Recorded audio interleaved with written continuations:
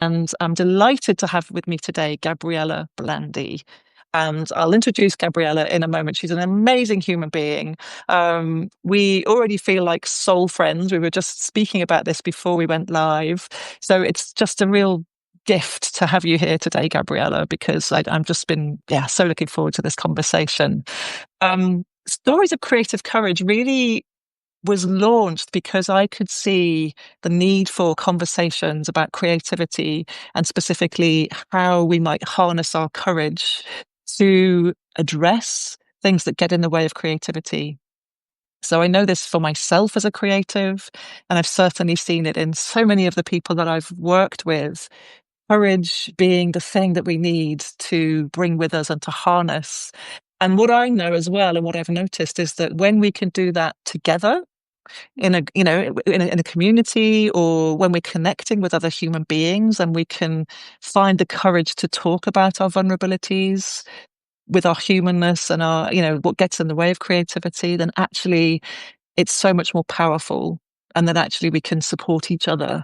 So there's something around telling the story of courage, and moments, or moments where we stepped up and we found that courage to be visible or to be fuller in our expression. And so that's really the purpose of this series of conversations. And I've been speaking to a whole range of people over the months. I had a bit of a pause over the summer, and this is a restart in this season of the year. All sorts of creatives, people who don't necessarily consider themselves to be artists, but nevertheless, creativity is at the heart of what they do with their life. So today we have Gabriela. And Gabriela, where do I start to begin to describe who you are and what you do? Gabriela, you're a writer, an award-winning writer, and you also are the founder of the Wild Muse Writing Prize, which I hope you'll tell us something about over the course of this conversation. That would be wonderful. You're also a coach, and you blend your embodiment practices, like your nature inspired practices, somatic practices, with your knowledge of NLP, neuro linguistic programming, and your shamanic work as well. And you bring all of this wonderful blend of what you do to support creatives to address trauma and perfectionism, and really step into the joy and the fullness and the authenticity of their creativity. Does that capture what you do? Have I missed anything? It's so interesting, Rachel. I used to have a job managing a retreat, as you know, and I must have introduced hundreds of published writers. Many of them have published more than one book. Many of them have won awards. More often than not, when I introduced them and I read their bio, I could see them getting all embarrassed and shrinking, or feeling the need to kind of make a joke. And I think that's quite relevant for what we're talking about in terms of trauma and courage. As I listen to you talking about me, what I feel is a sense of, yes, I've arrived. Wonderful, wonderful. How amazing. I'm here doing the work that I was meant to do. And that's what was running through my mind, just this sense of pleasure at hearing someone talk about what I do. And I wouldn't necessarily have felt that a few years ago. I might have felt like an imposter. I might have felt like cracking a joke, like, oh my God, is it me you're talking about? Which is often what people say, isn't it? Oh my God, is that me? So that was the first thing that sort of struck me, just this sense of pride rather than guilt or shame at hearing that bio. So thank you. Oh, you're welcome. I mean, to me, that suggests, you've done the work to be able to kind of receive that, and to know that you're doing the right thing. So it's not about ego. It's not about, arrogance. It's just, yes, I'm here. There's a kind of resonance there for me, and that confidence, that clarity, as well as courage as well. Yeah. So I love that was your experience. How lovely to experience that in this context. Fantastic. I think that word receive is quite telling as well, because I kept hearing you say courage. And I love it. I love what is at the heart of this series. I love it when you talk about essence and courage in your posts. Mm. And courage, the French word, what is it? Coeur, however you. Earth, heart. Yeah. Yes, So courage yes. is the heart, and the heart offers and receives. So when you said the word receive, it sort of took me all the way back to courage, because it takes courage not just to put yourself out there, but to also receive what wants to come back. It's a Mm, scary thing to open and say, I receive your praise, or I receive mm. the accolade. So I think that's courage as well. I I love that. Yes, it reminds me of I talk a lot about the loop that happens with creative expression. So, we have this idea, we have this sort of yearning to express how we feel or how we think or what our opinions are or, our experience. And then we want to kind of give that to the world. Often, I think what happens is that this is my experience, and I've seen it so often that the courage isn't there because something gets in the way. This feeling of not good enough, this feeling of imposter syndrome, and so the connection, that kind of channel of communication, is blocked.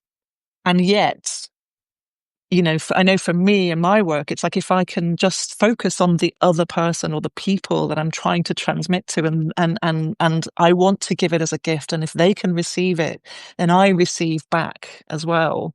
So, for me, what's so important about courage is to remove those kind of filters or blockages that prevent that expression, in Mm. order to have this loop that's a continual loop, that is the giving and receiving, and there's kind of no end to it, really. It can be perpetual. I don't know if that Mm. makes sense to you, whether that lands, but Yeah, it really mm, does. Because I think even in that loop, it's almost like it can be a diagnostic, because it could be that someone isn't able to give. So like the heart is completely closed. It's like it's not letting it out. mm, Or they're giving, but maybe in a half-hearted way because they're already expecting rejection. So they're not actually giving the truth of what's in the heart, or they're giving what they think people want. So there's all sorts of filterings that can happen there, which then impacts the way that it comes back. Or they're mm, giving, but they're not open to receiving. So they just give and give and give. The heart chakra, the element is the element of air. And I love the two together, because you can't exhale and continue to exhale at a certain point. You have to take the inhale. yes, And it's a yes, beautiful teaching of that loop, because the exhale comes and then eventually it turns into an inhale. And often you can see, when you just watch your breath, which does come easier today as opposed to yesterday. It can change every day.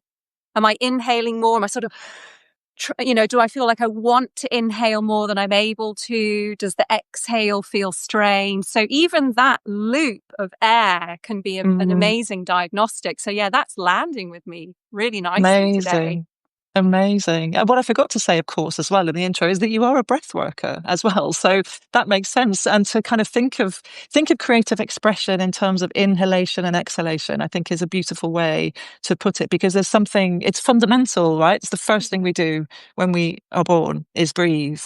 And if we can find that rhythm in our creative expression, then it's fundamental. I think fundamental, creative expression is a fundamental way of being a human being, Yeah. in my view.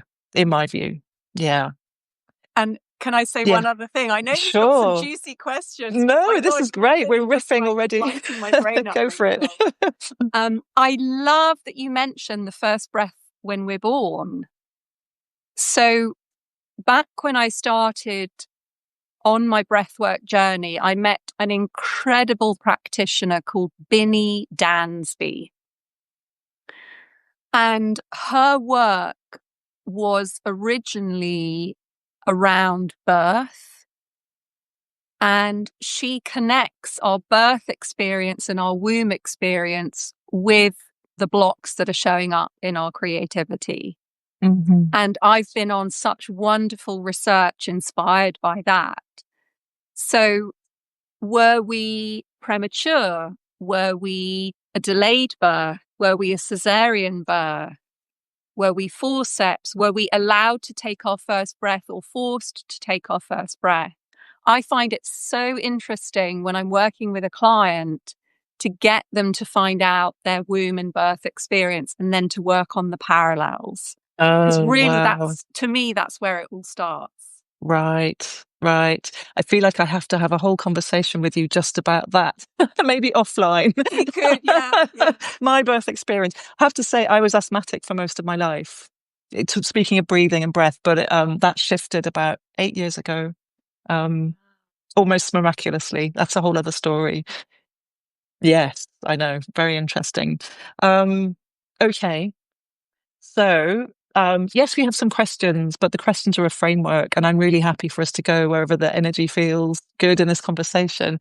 But I'd love to know from you a bit more about creative expression and how that shows up for you in your life.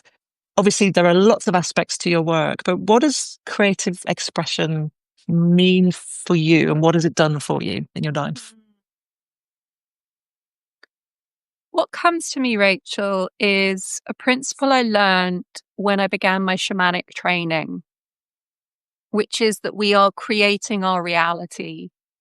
And so I realized that the creative act is happening every second. You mentioned earlier when you were talking that we don't necessarily have to be a writer or an artist. We might just be a creative. So, in actual fact, we're all creatives. We're all creating at any given moment.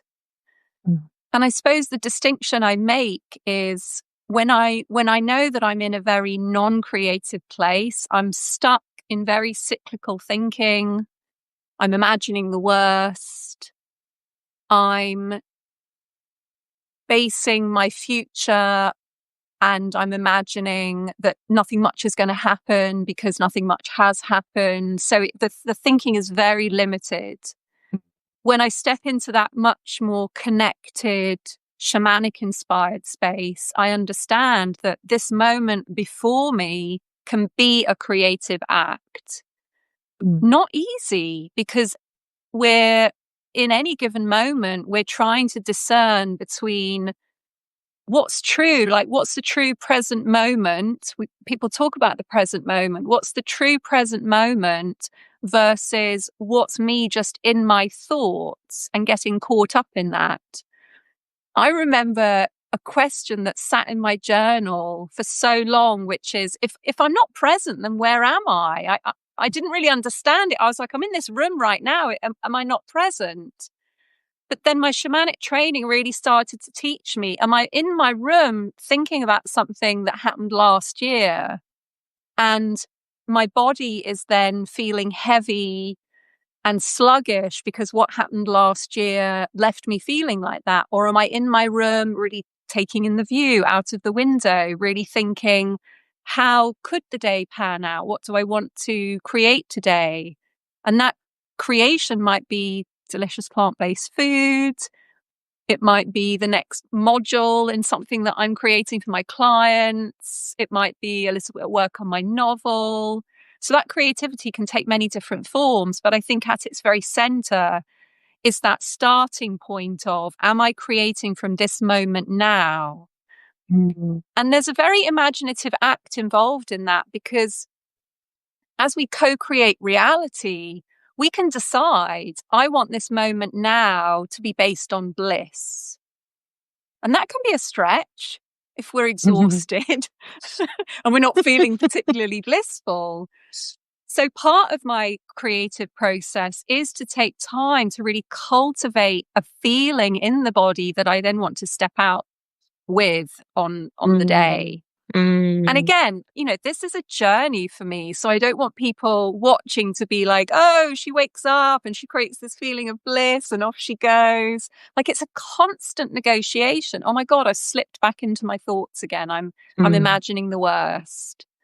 So I would say the difference for me now in this creative act of really being present with the day, co-creating my reality is it's not like my pains have disappeared, but I'm able to hold them and not let them take over, and understand there's another part of me, a higher self, someone might understand that as, or a more enlightened self that is choosing the the person that I truly believe that I can be, Mm. and to act from there. So that Mm. feels more creative than anything that I do. But yeah, sometimes there's writing in there, sometimes there's more sort of creative acts as well. Ah, I mean, how to begin unpacking all of that? There's so much there. I mean, I love that you are talking about co-creation, and that it's a kind of constantly evolving act. And I feel like there's something in this tension between, I think as human beings, we're like really, we're wanting to co-create with the world around us, with those around us. We want to evolve and move into new spaces. And that's a very generative act, whether that's creating a meal or having a conversation. That's a creative act, as well as the artistic practices that we might do. So there's that kind of open, expansive, generative kind of energy that I actually think it's a birthright. I think we're all capable of that. I really do. And then there's the thoughts that get in the way that I think have their initial kind of seed in the brain. That we have evolved as human beings, but our brains are still the same prehistoric brains that we had when we were looking for danger and on high alert and watching for the saber-toothed tiger that was going to come and kill us, basically. And so really, it's, for me, there's something in what you said about being conscious and consciously choosing to notice the fears that come up, or that part of the brain. But anyway, always moving towards the kind of generative, open, creative expression. And easier said than done, absolutely. But I think the key is in the choice, like coming back each moment. I can choose. And there's so much empowerment, I think, and agency in that. Um, Yeah, I love that you say that nuance of the key is in the choice. And I also think, certainly from my breathwork practice, it's taught me how to navigate that moment of choice. I think in my teens and in my 20s, when I caught myself in these very anxious, overthinking, negative, cyclical places, I would then start beating myself up about it. There's a great Zen phrase that says, it's hard enough riding a horse. Why do we then put another horse on top of that and try to ride that one? mm, So it's hard enough when we catch ourselves in a negative place, but then we start to beat ourselves up about it. mm, What breathwork taught me is the only thing that's required of me when I catch myself in that supposedly undesirable place or negative place or energetically sluggish place is to start breathing my body, because the body is so dependent on what we're thinking. It's like it doesn't really know where it is. It's sort of dependent on these messages from the brain. And the brain could either be telling it, you're right here, right now, like in this lovely, cozy room, having a chat with your soul friend. Or the brain could be telling it, I'm terrified. There's people watching live. What will they think? And suddenly the brain is in the body is in the saber-toothed tiger experience. So then mm, if I start beating myself up about it, I'm telling my body, yeah, this is right. We're in a dangerous situation and it's not good. mm, Whereas mhm, if I catch myself in that negative place and then I start to breathe my body, I then mm, give calm back to the body, and then I'm taking a step from that comforted place. So I've reset my nervous system versus I'm beating myself up and then I'm sort of forcing a choice. I'm yeah. forcing myself to take an activity, and that might work every so often, but essentially what's happening is it's putting the body through it, and it's not sustainable. And more of us are getting burnt out. And I suspect that's one of Mm, the reasons why, because we're just not yet able to breathe the body, tend to it, and then make the choice. And to be Mm, honest, the choice becomes so much easier if I take 2 to 5 minutes just to breathe the body mm, mm. and then make that choice. Yes, yeah. And I think it's so important to acknowledge, as you did earlier, it's not about getting rid of those so-called negative feelings, the fear, the things that get in the way. It's about making space, acknowledging they're there, but not letting them rule, not letting them kind of run the show, as it were. Yeah. And so what I hear in your description of breathing the body in that way is like acknowledgement for all of it. Yes, there's fear. Yes, there are thoughts. We can't float off on a cloud of bliss every single day. So, this is about being a human being. We have fears, we have things that get in the way, we have all of that, but acknowledging and kind of creating space for Yeah. them is a Yeah. much more holistic way. And you and I have talked about this before as well, of the holistic approach to creativity, which is so much more compassionate, sympathetic, permission giving, kind of softer way to be in that creative expression, I think. Mm. Yeah. This is why I already love you, Rachel, because when you talk like this, like, it's so nice to hear somebody else saying it, when you talk about acknowledging it. For me, I just didn't know how to do that. And I think we can be in this place where we're getting the information of, like, hold yourself, love yourself, be kind to yourself. But if nobody ever showed you how to do that, you don't know. Or if somebody modeled something and you think that's loving yourself or being kind to yourself, that's what you're going to do without realizing, oh, this actually isn't it. There's a wonderful practitioner. She's called Dr. Becky Kennedy, and she's written a book called Good Inside. She's a family therapist. She works with children. But her podcast is for parents, but also people who want to learn how to reparent themselves, to kind of be the parent Mm. that they never had. So Hmm. even though I'm not a parent, I love her podcast. And something really dropped in for me around this piece around acknowledging. She describes sitting on a bench with her younger son. I think it was her younger son.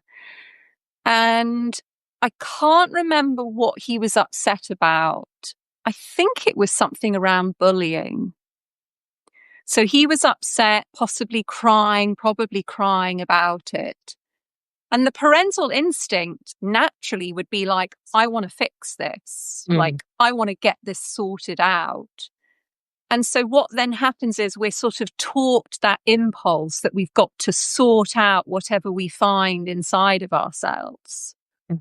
But what Becky described, Dr. Becky, she was sitting by her son and she wanted to model to him that it didn't need to be fixed. She wasn't afraid at all of what he was saying to her. So she didn't need to change it. It could be there and she could hold it.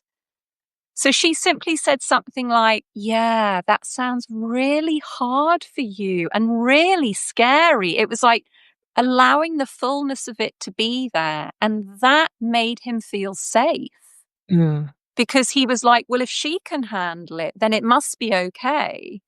And something huge dropped into me when I heard this. I was like, oh, wow. Nobody ever showed me. I mean, I'm a highly sensitive person and proud of it.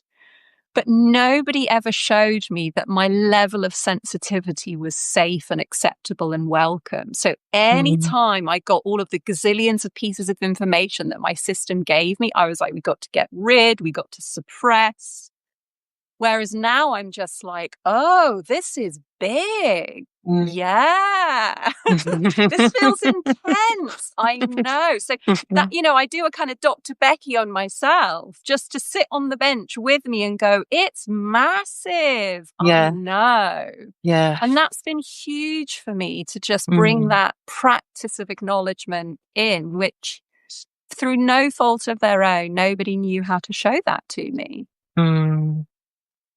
I can really see that this is landing for people. We have a message from Fiona saying beautiful messages, a beautiful conversation that we're having around, safety and that acknowledgement of the kind of uncomfortable, or what feels unsafe, that being able to expand to be able to fit that.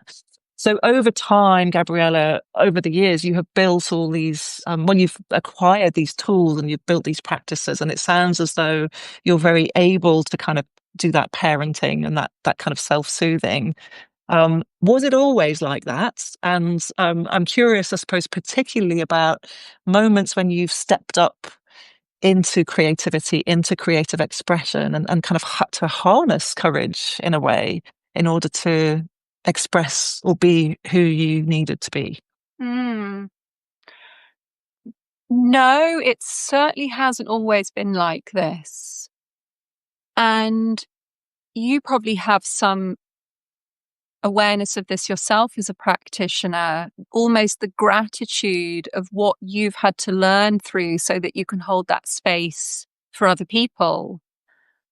Um, I was in my teens and in my 20s, I was really in a state of performance. Mm.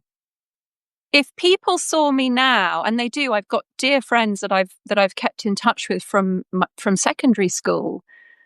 To them, I'm sort of the same person, which is the irony of it. I was performing, not realizing that I was already a divine human being, delicious, everything I wanted to be. So I was sort of putting the performance on. And I think a lot of us can get into that place where we're trying to be good enough without realizing we are so much better than good enough. So I think that really colors my teens and my 20s, performing to be brilliant without even realizing I'm divine. And in sharing that, again, it comes from a place not of ego, it comes from a place of such gratitude to have kind of done the Michelangelo, touching. The fingers, the Yeah. electricity. Yes. So, because of my practices, to have touched the divine and to have been filled with this sense of pure love in most cases. So, what started to happen in my 20s was this absolute understanding that if I didn't start meditating, I would go insane, even though meditating was the last thing I wanted to do. My head was just jammed with negative self-talk, Mm, crippling self-loathing, fear. I was a hugely creative person though. In my 20s I worked as an actress, so I was confident in expressing myself in the arena of theatre. Confident with meeting people. So you wouldn't have looked at me and thought she's crippled by self-doubt, but inside it was like a mm, tsunami of mm, doubt. So it felt very conflicting because I was inside. I was like, my God, if anybody knew what was in here.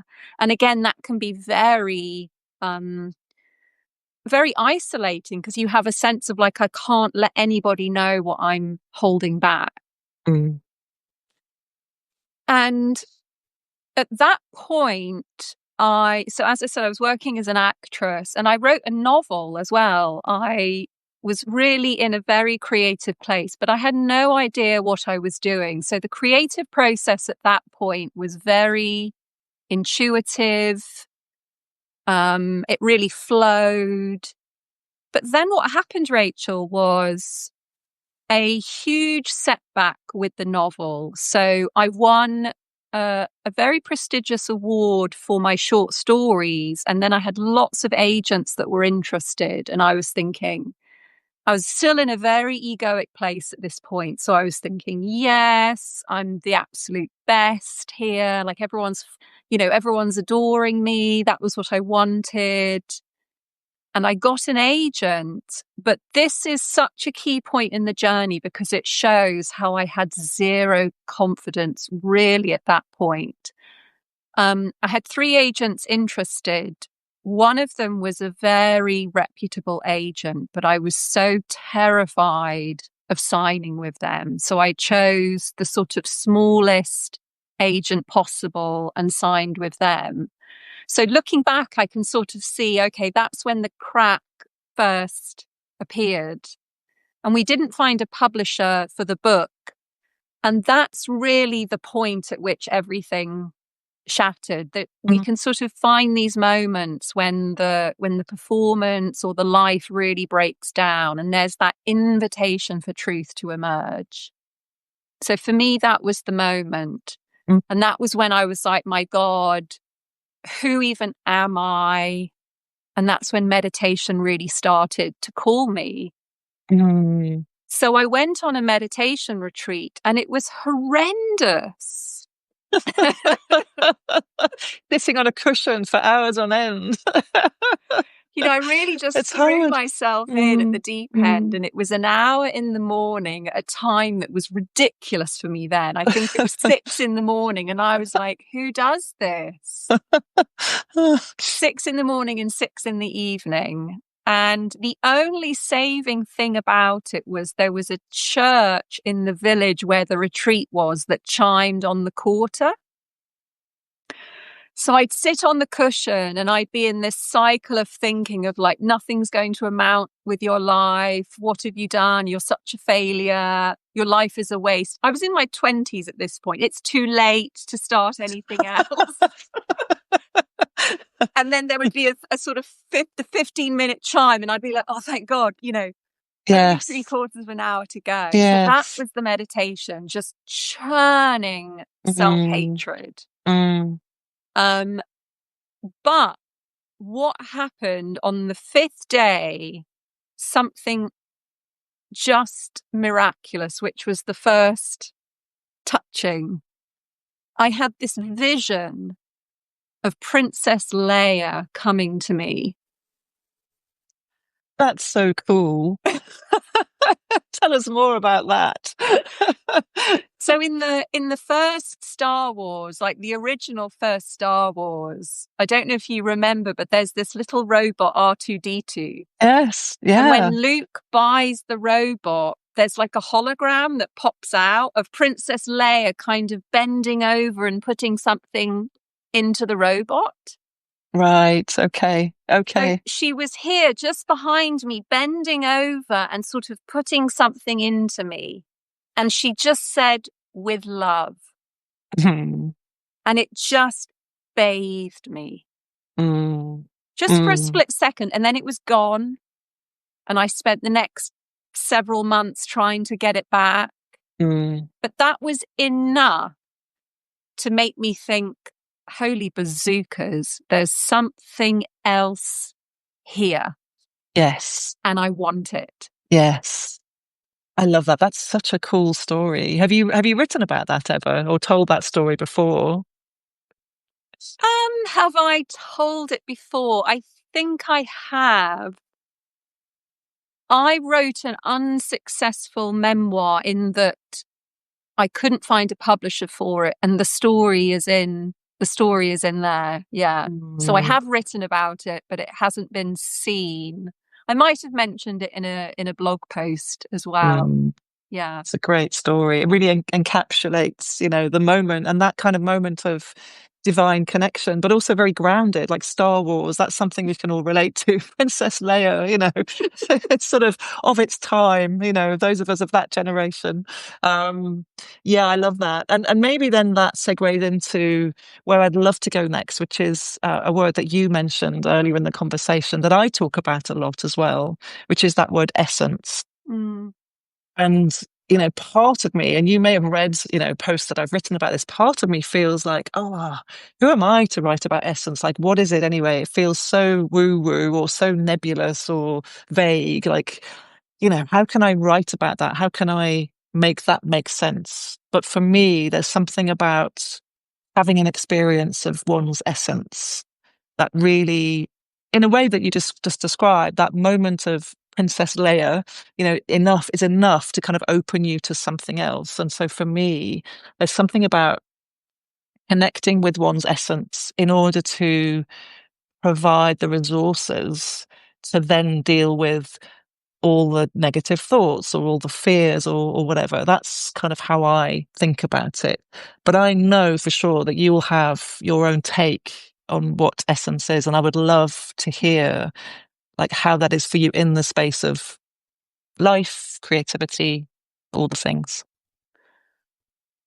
I'm kind of glad also, Rachel, that you introduced this question by mentioning that you talked about it and that you do have that sense of like, who am I? Because I do remember seeing a post of yours where I got that sense of like, is this woo woo? And yeah, so I'm kind of glad that you saw that in you. Mm. But also that you sense it all as a place where the resource is. Mm. Yeah. It's so funny, isn't it? It's like, here's this place of bounty. Mm. And yet the conditioning says that's a bit woo woo. Yes, exactly. Exactly. Exactly. And I'm aware of constantly kind of working against my own conditioning in having these conversations. And so for me, the act of creative courage is to kind of talk about essence. And because I know that I need to open to that because there's wisdom in it and there's healing in it, for myself and for the clients that I work with also. So, Mm. but the messages that say this is too woo-woo or too weird is exactly the product of my conditioning. So again, it's that edge of like the fear and the expansiveness that I'm also walking as well. So yes, thank you for naming that. And thank you for Yeah. bringing that to this conversation. I Yeah. mean, to me, this is what happens. And I will talk about essence. This is what happens if we take your language and we see it as a place of resource, and I'll add into that infinite resource. We see it as that which we're born with. You talked about birthright earlier. Mm-hmm. So Mm-hmm. this place of infinite resource that we are born with, but which has been forgotten in many cultures. There are some cultures who are holding the truth alive, but in more Western cultures, it has been forgotten. So then what we experience is we're born with this truth that we contain infinite resource, which is then belittled or disparaged or invalidated by our caregivers. And so we take that on. So the thing that we talk about with our caregivers, they ignore or they laugh at, or they give us their truth, which is, well, that's not the real world. And we Mm-hmm. forget what the real world is, which is an infinitely magical place. Mm. And I say that from a place of working on that truth in my own life. Mm. There is something that stayed with me from childhood, which is a belief in magic.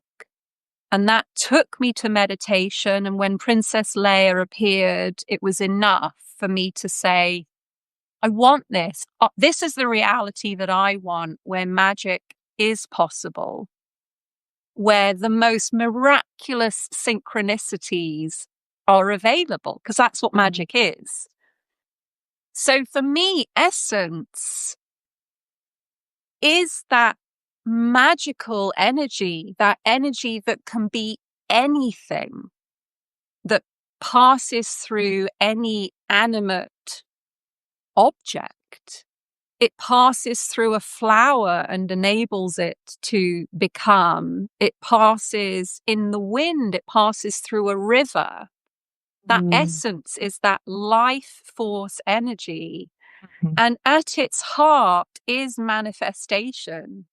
Because without that energy, the tree is dead. Without that energy, the orange doesn't turn into a fruit and come off the tree. So it's that life energy, which at its center is manifestation, desire to Mm. turn into form. So with humans, we turn into like physical form, But then, as you said earlier, we have this desire to express. You talked about, the sort of desire to like open your heart and offer. And then there's that little bit of fear, but then you imagine where it's going to go to.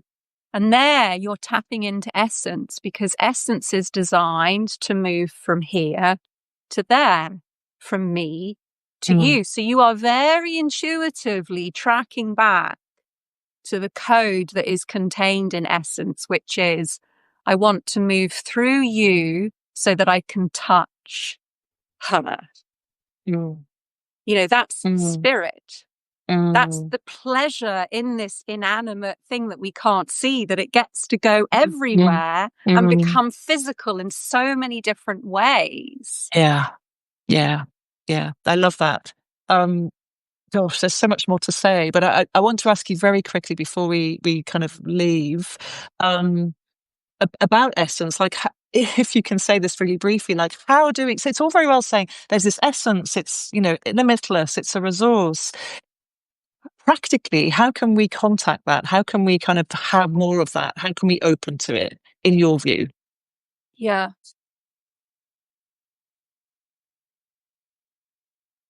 The short answer to that is to come within.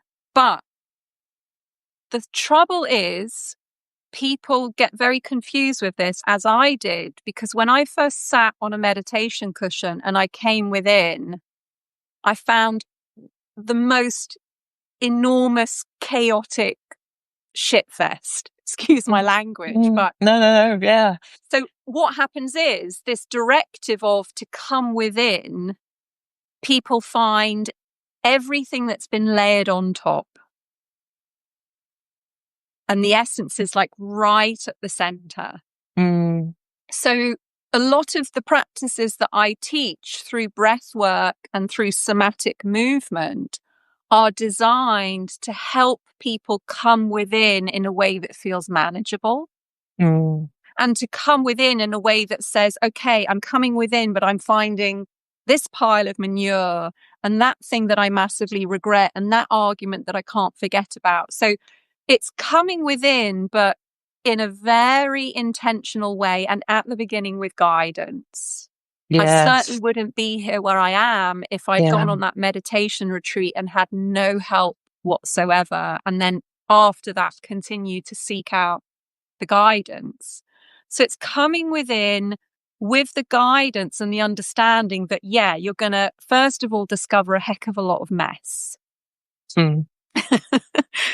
But the intentional practices help. So if I'd known about breath work before meditation, I think that would have made my journey a lot easier. Breath work Mm. suits some people better than meditation, Mm. because it's more of an active practice rather than a kind of sitting with. Yes. Yes, that makes sense. And also what I hear in what you've just said is the body, like coming back to the body. So going back to where we began kind of early in the conversation, breathing in, breathing out is the fundamental act that we do as human beings. So Yeah. returning to the breath and getting to essence via the body, I think is a really interesting, it's a whole other conversation, Gabriella, that we must have sometime. I mean, I feel like, there's Yeah, definitely we could do a like a part two getting to the brewing. essence. Because Definitely, definitely. Yeah. that final piece with the body, it's coming within, but it's also sensing all of the ways in the body, these micro tensions. There's not much of my body you can see, but these micro tensions in the jaw, a way of holding the lips. All of that is restricting essence. It's energy flowing through the body. So every muscular micro tension is either restricting it or shoving it elsewhere. Mm, So that's hmm. another piece. It's a whole other piece.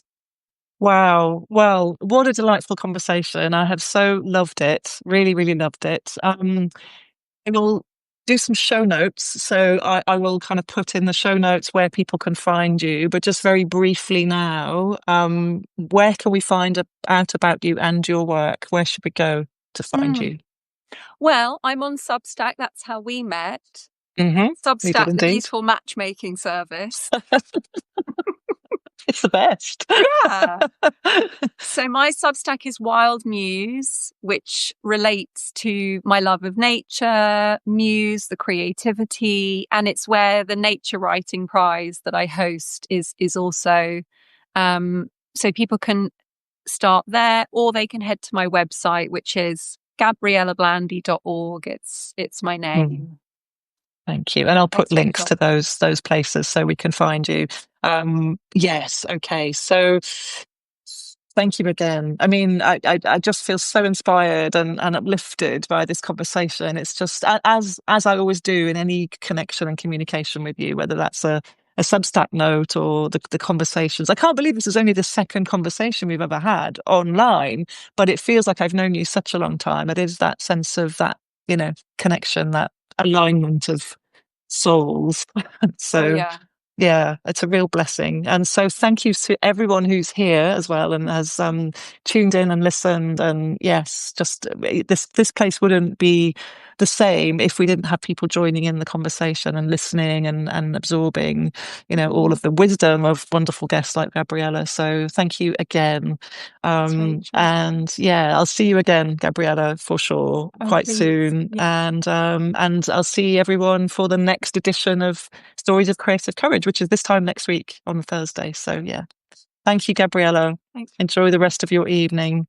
Lots of love. Bye. Take care.